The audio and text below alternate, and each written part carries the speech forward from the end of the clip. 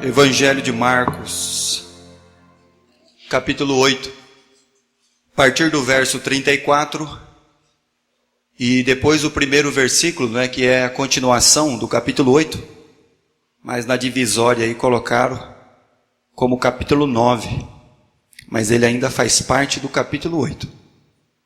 Então, convocando a multidão, juntamente os seus discípulos, disse-lhes: se alguém quer vir após mim, a si mesmo se negue. Tome a sua cruz e siga-me. Quem quiser, pois, salvar a sua vida, perdê-la-á. E quem perder a sua vida por causa de mim e do Evangelho, salvá-la-á. Que aproveita o homem ganhar o mundo inteiro e perder a sua alma? Que daria um homem em troca de sua alma? Porque qualquer que nesta geração adúltera e pecadora se envergonhar de mim e das minhas palavras, também o Filho do Homem se envergonhará dele quando vier na glória de seu Pai com os santos anjos. Dizia-lhes ainda: em verdade vos afirmo que dos que aqui se encontram, alguns há que de maneira nenhuma passarão pela morte até que vejam ter chegado com poder o reino de Deus. Nós estamos falando sobre o reino de Deus. E agora nós vamos falar, meus irmãos, neste texto aqui que nós lemos em Marcos, que não é talvez dos seus textos mais preferidos, Talvez essa passagem da Bíblia aqui não seja para nós aquela predileta, aquela que nós gostamos de ler, de meditar, de colocar a nossa vida aqui dentro e falar assim: peraí, será que como é que eu estou aqui? Então essa passagem da Bíblia, irmãos, ela é o texto que nos chama a atenção para a nossa vida. Vamos lembrar que as multidões seguiam a Jesus. De todos os lugares, de todas as regiões, muitas pessoas mesmo. E Jesus começou a observar a todos que o seguiam. E nessa observação que Jesus fez, Jesus viu muita gente, pouco discípulo. Vou repetir. Jesus viu muita gente, pouco discípulo. E Jesus está atento à grande multidão. Mas na verdade, meus irmãos, abra sua Bíblia aí, a título de introdução, Mateus capítulo 7, verso 28 e 29. Jesus observa toda aquela multidão que está o acompanhando, presta bem atenção neles e na vida deles, no comportamento deles. E aí Jesus vê muita gente, mas poucos discípulos. Versículo 28. Quando Jesus acabou de proferir estas palavras, estavam as multidões maravilhadas. Talvez a sua Bíblia traz a tradução: estavam admiradas. Tinha muita gente seguindo a Jesus, mas seguindo a Jesus por admiração de tudo aquilo que Jesus ensinava e de tudo aquilo que Jesus fazia. Mas não eram discípulos. Mas Jesus veio fazer discípulo. Jesus não veio atrair admiradores no Twitter. Jesus ele não veio fazer isso. Jesus ele não quer uma mega admiração. Não, Jesus quer fazer discípulo.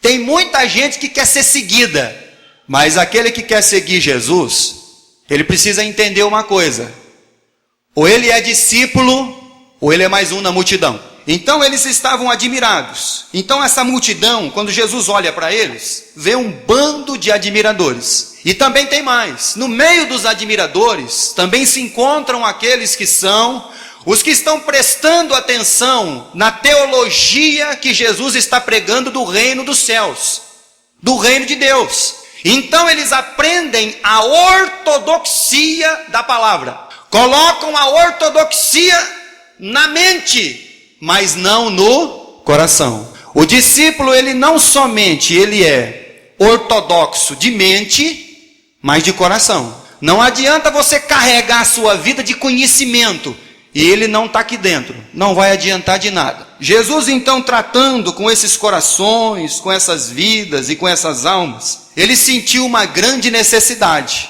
Que necessidade?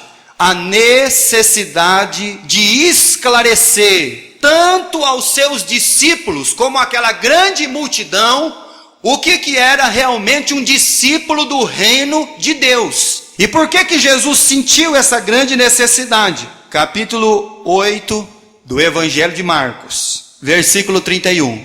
Então começou ele a ensinar-lhes que era necessário que o Filho do Homem sofresse muitas coisas, fosse rejeitado pelos anciãos, pelos principais sacerdotes e pelos escribas, fosse morto, e que depois de 3 dias ressuscitasse.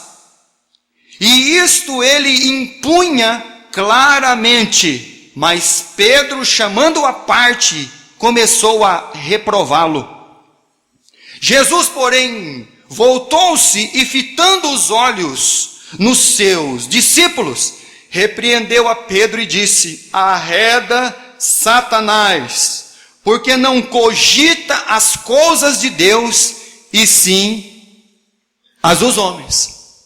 Então, Jesus olha para a multidão, Jesus olha para os seus discípulos, e depois desse diálogo, Jesus vê uma grande necessidade. Eu preciso esclarecer para estas almas que estão querendo me seguir, como é verdadeiramente um discípulo do reino de Deus. Quando você lê esse diálogo de Jesus com Pedro, de maneira nenhuma você pense, meus irmãos, que Pedro é o diabo, tá bom? Porque muitas vezes, irmãos, o que o diabo ele pode fazer é talvez colocar palavras na sua boca e enredar o seu coração. Mas não é Pedro que é o diabo, tá bom? Jesus só olhou o comportamento dele, e o comportamento dele é de um daquele que está resistindo como um discípulo à cruz.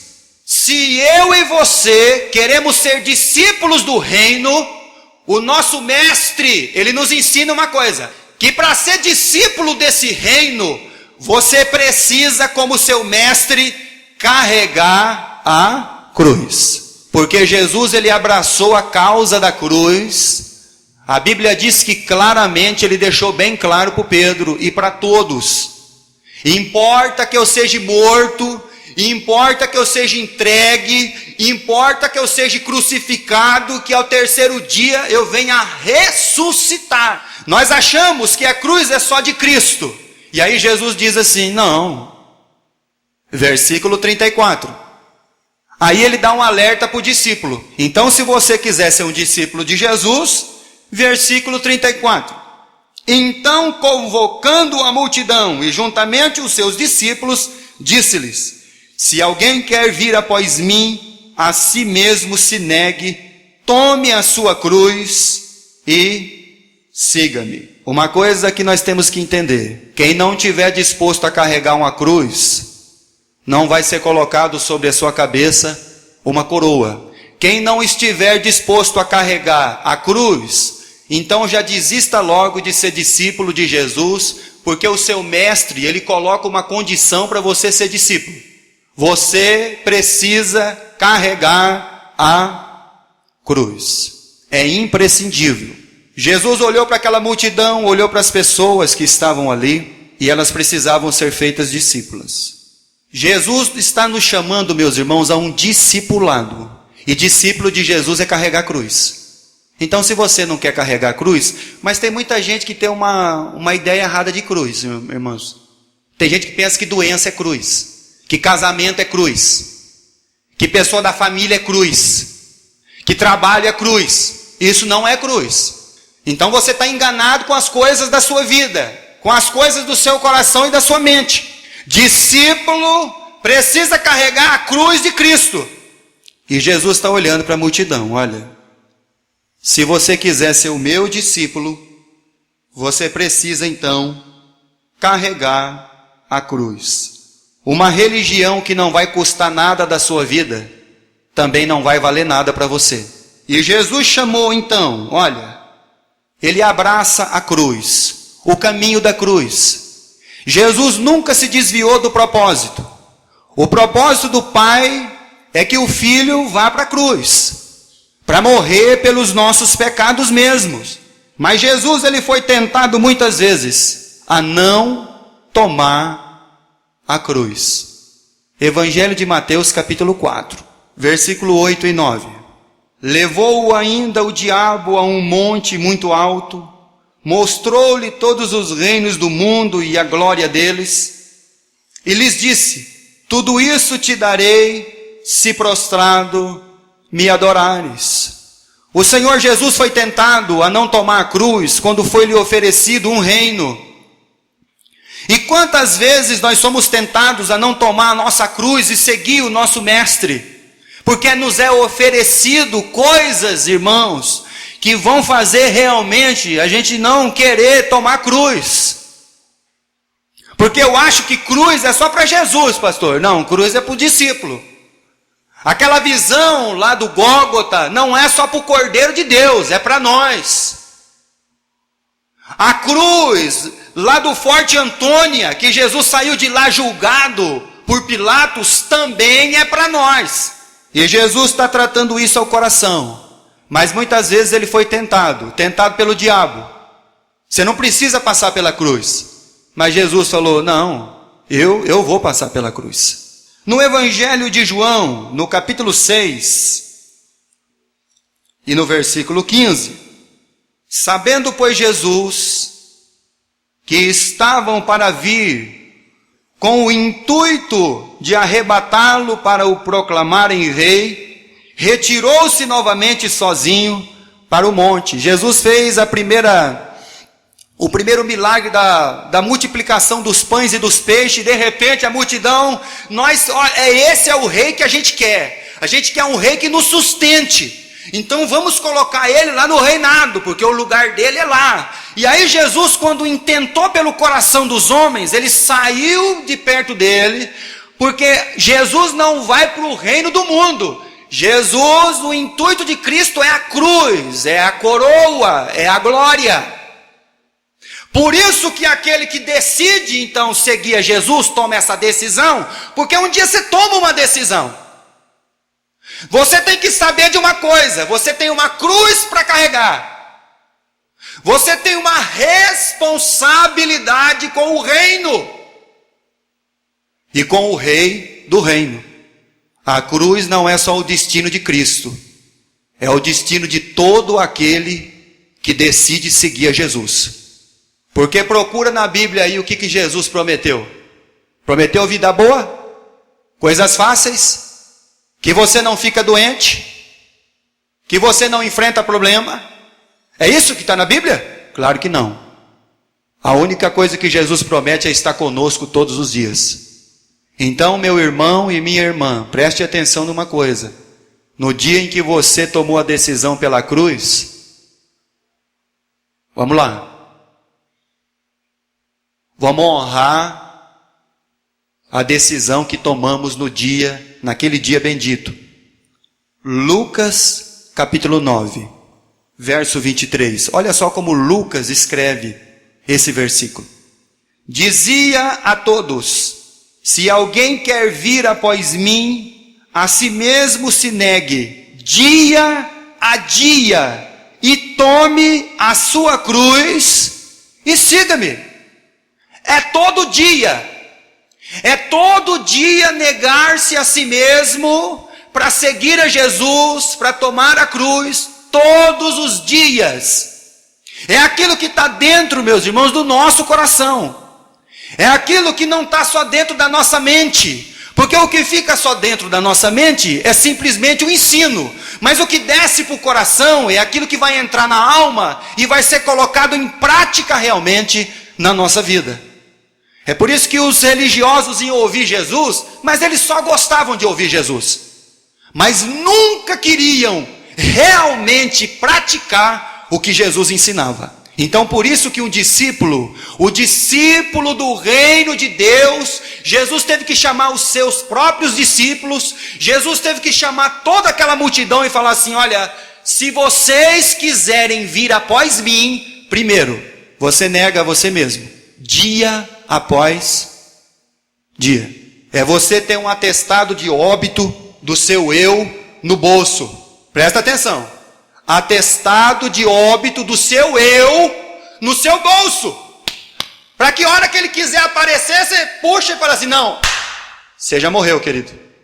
Então Jesus está olhando para eles e sendo claro: eu vim para fazer discípulo, não admirador. E Lucas traz bem esse entendimento, dia após dia. Uma coisa que Jesus, quando ele diz o versículo 34, é que Jesus quer que você faça a conta. Talvez você está acostumado a fazer a conta do mês na sua casa, se o dinheiro vai dar. Você está fazendo a conta lá do carro, da casa, da roupa. Jesus quer que você faça um cálculo de uma coisa: o cálculo de ser um discípulo do reino. Se você está disposto, se você vai fazer uma avaliação do cálculo para ser um discípulo do reino e tomar esta decisão. Capítulo 8 de Marcos. Se alguém quer, você quer? Se alguém quer vir após mim, você quer? Então faça o cálculo de servir a Cristo. E aí você vai ter que matar o seu eu e andar com o atestado de óbito no bolso. Porque aí não pode ter nada de atrapalho para você servir a Deus. Se nós fôssemos tão zelosos com Deus e a sua palavra, como nós somos zelosos na nossa casa, com a nossa roupa, com o nosso trabalho, com o empenho lá, irmãos, que coisa fantástica seria, que coisa maravilhosa seria, se nós fôssemos tão devotados ao reino, como somos devotados às coisas deste mundo. Seria fantástico. O tempo que nós dedicaríamos ao reino, o tempo que nós dedicaríamos para servir e honrar o rei desse reino como discípulo do reino, seria realmente fantástico. Se alguém quiser, então faça o cálculo, porque vai chegar o dia que você vai, né? Aquela multidão, Jesus olhava para eles e eles ali, seguindo a Jesus. Aí Jesus começou: olha, então eu tenho que esclarecer para eles como é que é o discípulo, para ver se eles vão fazer a conta, para ver se eles vão querer mesmo. Abra sua Bíblia, por favor. Lucas 14. Um grande rei, certa feita na história, foi enfrentar um pequeno exército. Mas o grande exército do rei tinha muitos escravos e poucos soldados. Então não adianta ter uma multidão. Estão lembrados de Gideão? Quantos que ele angariou no primeiro grito?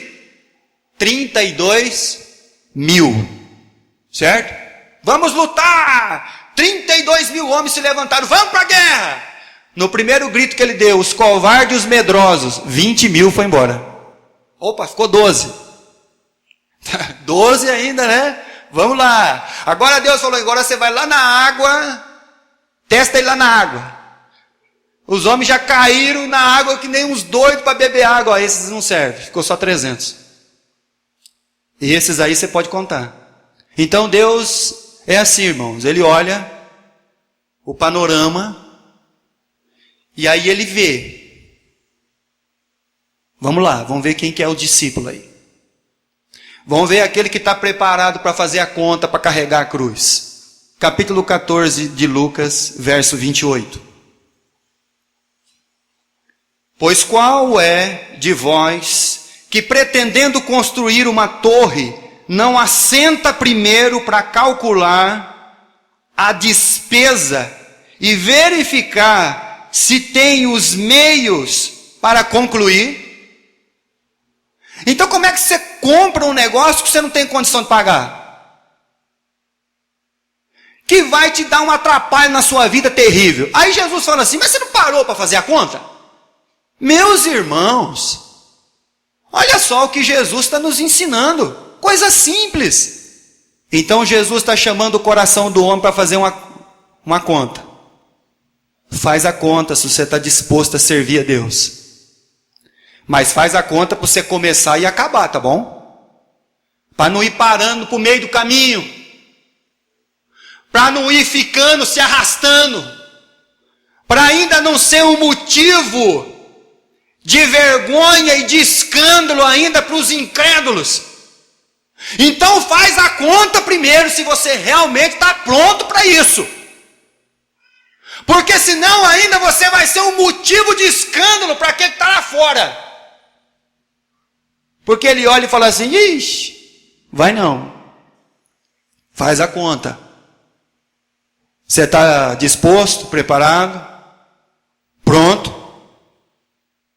Pronto para negar você mesmo? Pronto para negar os seus desejos? Pronto para negar suas vontades? Pronto para chegar no dia do culto? Hoje é culto. Estão prontos?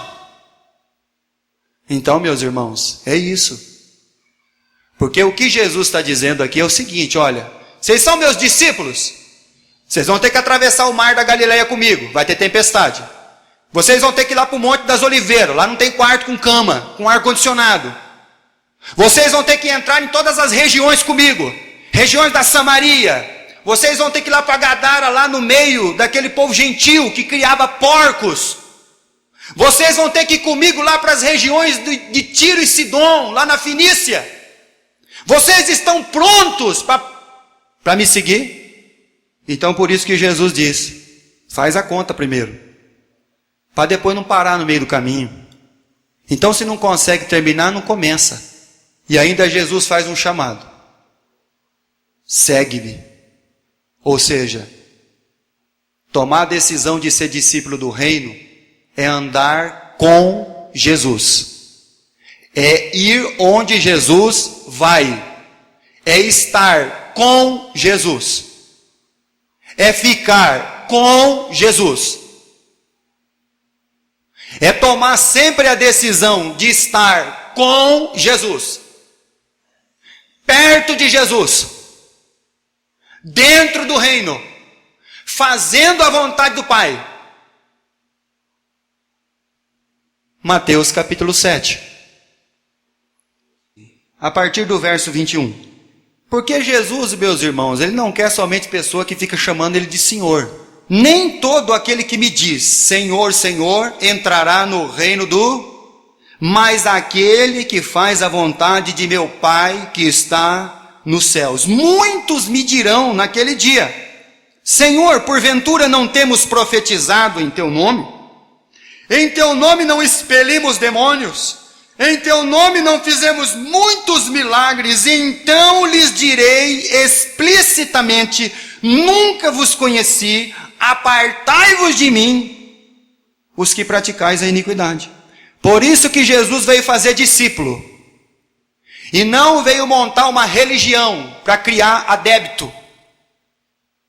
Jesus não veio montar um sistema de religião para criar adepto. Não, Jesus veio fazer discípulo. Porque o papel da igreja de Jesus é ide por todo mundo, pregai o evangelho a toda criatura. E tem que fazer o quê? Discípulo. E para ser discípulo, tem que tomar a decisão pela cruz. Fazer o cálculo. A pergunta de Jesus faz se você quer vir após mim, se você quer ser o meu discípulo, tome a sua cruz, como diz Lucas, dia após dia, e me segue.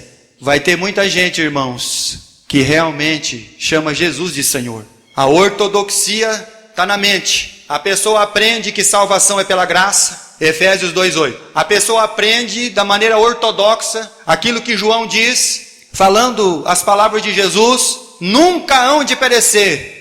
Vocês estão na minha mão. Eu e o Pai somos um. Ninguém pode tirar você da minha mão. Aí você aprende esses versículos decorados. Só que uma coisa é ele estar decorado dentro da sua mente. Outra coisa é você viver ele plenamente na sua vida. Negando as suas vontades e desejos para ser um discípulo do reino de Deus. O discípulo, ele é um imitador do seu mestre. Jesus diz que o filho faz o que vê o pai fazer. E você faz o que você vê Jesus fazer? Como é que Jesus fazia? Ele amava, ele pregava, ele vivia o reino de Deus. O discípulo, ele é o imitador incansável do seu mestre. 1 Coríntios 11, 1. Sede meus imitadores, como também eu sou de Cristo. O discípulo de Jesus do reino de Deus, ele é um imitador do seu mestre. Ele imita o mestre. Ele faz tudo o que o mestre faz. Ele está disposto a viver, a abrir mão de toda a sua vida. Certa feita um homem se converteu, e ele tinha uma alta posição, e ele abandonou a alta posição para ser missionário lá na África, não sei na onde. E aí então disseram, mas espera, mas você vai negar toda a abundância da vida que você tem aí com a sua família? Ele disse assim, o meu mestre se abnegou da glória dos céus, ele se esvaziou de toda a sua glória, por que eu não posso abnegar da minha vida?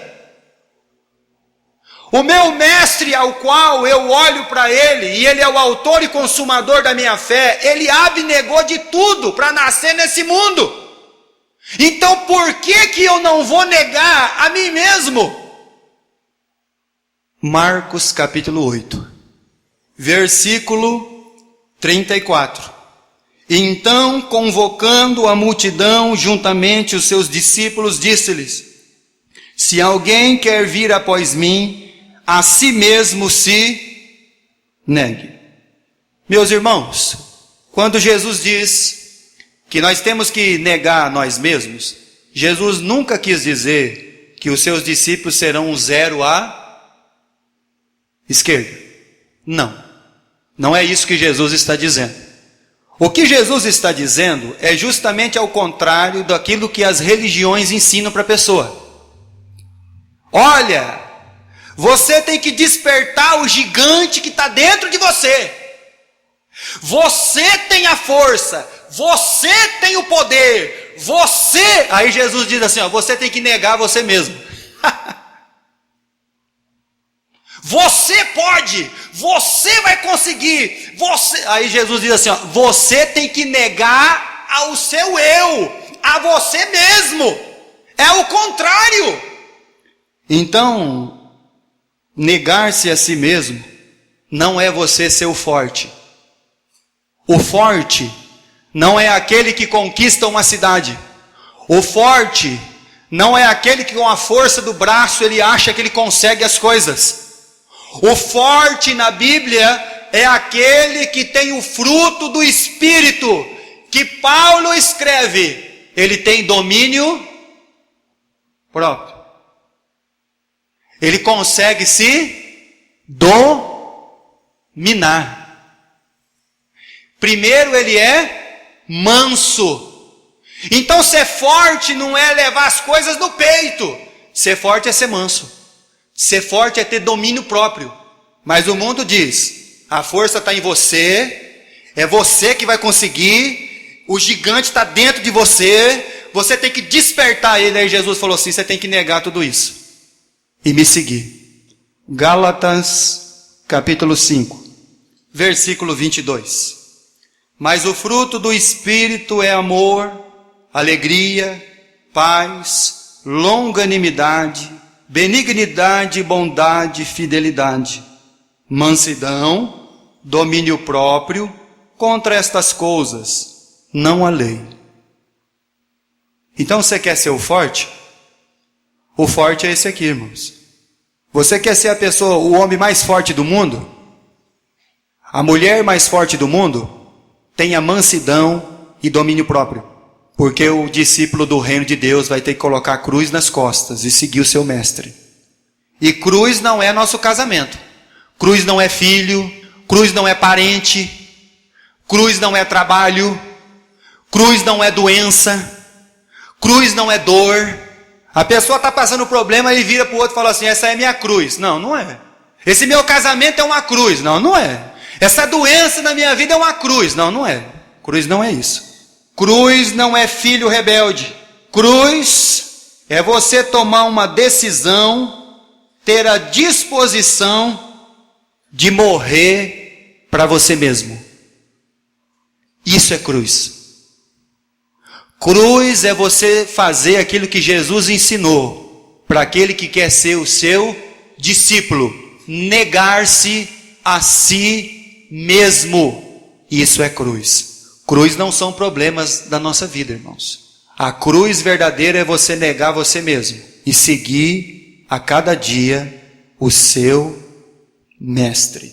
Você quer ser o discípulo do reino? Pois é. Talvez a multidão não estava assim, meus irmãos, tão ansiosa para ouvir essas palavras, mas era necessário. E tomar essa decisão pela cruz, pelo discipulado do reino de Deus, é tomar uma decisão contra o pecado. Romanos capítulo 6, versículo 1 e 2. Que diremos, pois? Permaneceremos nós no pecado para que seja a graça mais abundante? De modo nenhum. Como viveremos ainda no pecado, nós, os que para ele... O quê? Você já está com a carteirinha de óbito aí? Do seu eu aí dentro do seu bolso? Porque senão você não tomou a cruz ainda. Nós que já morremos para o pecado. O discípulo agora entende que cruz é negar a si mesmo. Gálatas 6, verso 14. O discípulo do reino de Deus. Mas longe esteja de mim gloriar-me, senão na cruz de nosso Senhor Jesus Cristo, pela qual o mundo está crucificado para mim e eu para o mundo. O discípulo tem que entender que o seu mestre tomou a cruz e ele é chamado para fazer o mesmo.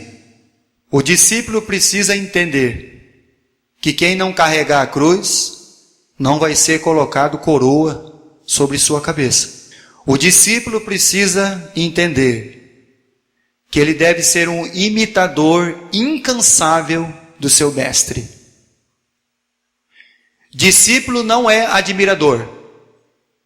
Eu admiro a igreja, eu gosto muito da mensagem, eu acho que está tudo certinho, mas se ficar só aqui e não cair para cá, e não adentrar para dentro da alma, e não afluir, e não correr dentro de nós como o sangue que corre nas nossas veias, vai ficar só aqui. O discípulo, ele entende, eu já estou crucificado. A pergunta de Jesus, aquilo que Jesus fala, quem quer? Alguém quer? Ontem em Pompeia, eu acabei de pregar a mensagem, e o pessoal ficou conversando, e eu vi que o menino não ia embora. Foi embora um, foi embora outro, e ele ficou. Pastor? Sim? Que dia que o senhor pode me batizar? Eu já entendi tudo. Eu já estou disposto. Falei, sábado. Ouviu. Fez o cálculo. Mediu, fez a conta. Ou seguia Jesus. Amém.